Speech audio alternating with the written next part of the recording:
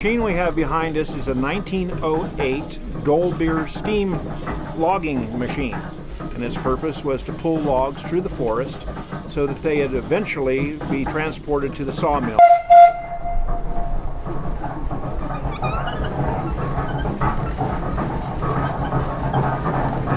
So this steam engine operates essentially by a wood fire boiling a steep kettle full of water, creating steam.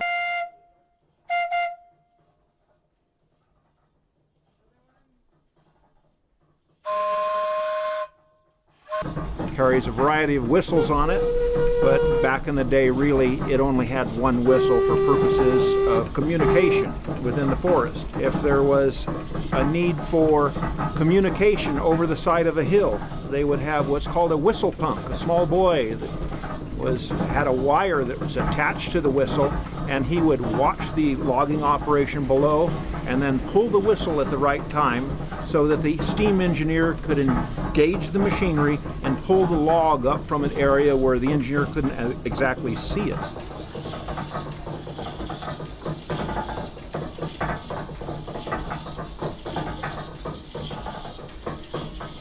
So what we will be doing is a demonstration of how this machine actually moved logs through the forest.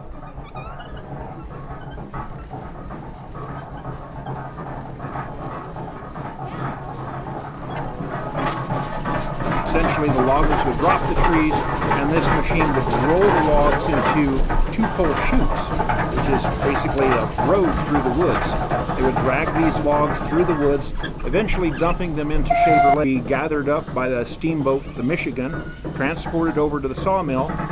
The sawmill would then cut them into boards. The boards would then be dried, and after a period of time, when they had sufficient buoyancy, they would kick them into the flume. And then the flume was 42 miles long and would reach Clovis 6.5 hours later. So at the turn of the century, this was the latest and greatest technology.